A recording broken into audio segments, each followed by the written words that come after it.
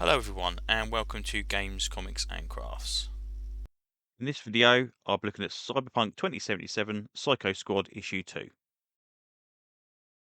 Okay, so this is the second issue of Psycho Squad, 2 of 4, which is good. So I thought it was 6, but it's 4. I think 4's are nicer. Anyway, right, so this is a different one. We're outside the city limits. We are apparently on this convoy, and apparently this convoy keeps getting attacked by this cyber psycho. So, after it kind of murderises people, Max Tack go in there, do their thing, drop out the sky, do their kind of superhero-y kind of stuff and take this guy out. And our new deranged commander basically slices all the cybernetics off this guy and leaves him out in the open. And the rest of MacTac aren't particularly happy about it. So it's like, oh, should we finish him? Oh no, don't kill him. We're going to leave him out in the open. And then eventually someone will come and look for him because obviously they've not managed to do anything with these cars. Now, what strikes me odd, just looking at this again now, is they got there a little bit late because it managed to attack the cars and kill the convoy, and apparently they're supposed to be doing this thing constantly going over and over again and attacking these convoys. So it's like, well, you didn't get there quick enough to stop this one from being attacked. Maybe you should have got there 5 minutes earlier and you could have stopped that happening.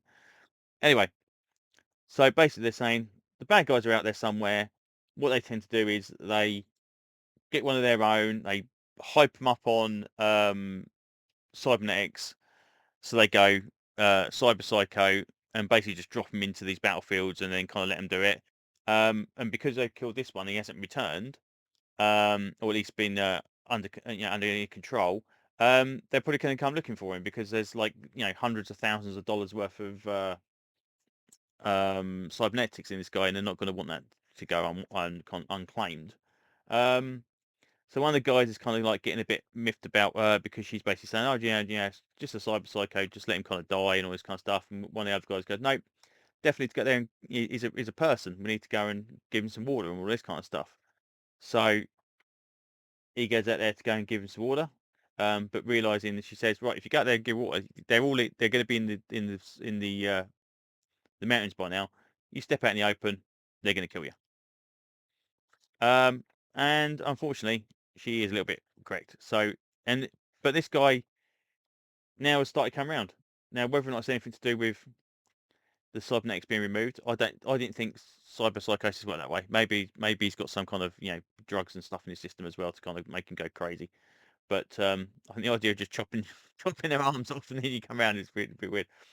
Um, so yeah, so he's kind of like started realizing what the hell's going on, and then he's like goes into spasm, and then they start shooting, and it's like, okay, right, here we go.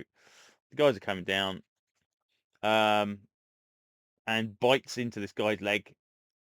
There's a bit of retaliation. Our bladed lass goes up there and basically starts slicing people apart and does the job. And it's like, right, here you go. So, you know, and she talks to him and basically says, "What? Yeah, you disobeyed orders, um, but you also know how many people you killed." So apparently he was a cyber psycho at some point as well. So the kind of the rumor going around in the first issue that Max Tacker effectively made up of cyber psychos and that have kind of been rehabilitated seems to be at least partially true because we've got, at least got one on the team, and I would say she's definitely on either on the border or she was previously. Um, but yeah, I thought this was a good one. It's again, just the idea of it being in a slightly different environment helped. That was pretty cool. Um, but I can see this is all going to come to a very messy conclusion. I think between these groups in this Max Tac unit, and there's going to be a lot of problems arising. Um, one thing that again, this is more to do with Cyberpunk itself rather than actually the comic. I played Cyberpunk 2020 when it first came out, and then they did 2027, the cyber generation stuff, which basically gave all of the kind of like teenage kids kind of effectively nanotechnology based superpowers.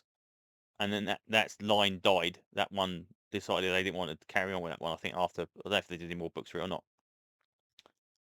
By the time we get into 2077, we're kind of back in the superhero genre. We've got people doing mighty leaps and all this kind of stuff, and it's kind of like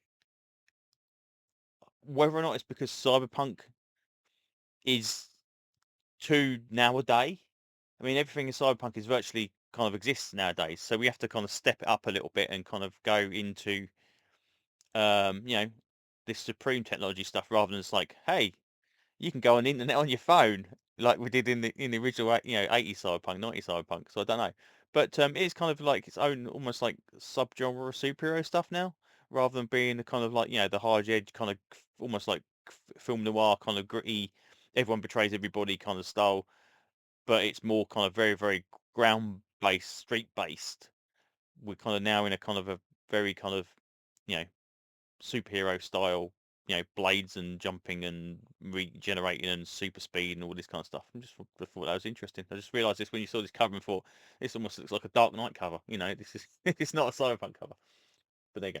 Anyway, good series. Definitely better than the last one. Anyway, thanks for listening, and hopefully I will see you on another video very soon. Bye bye.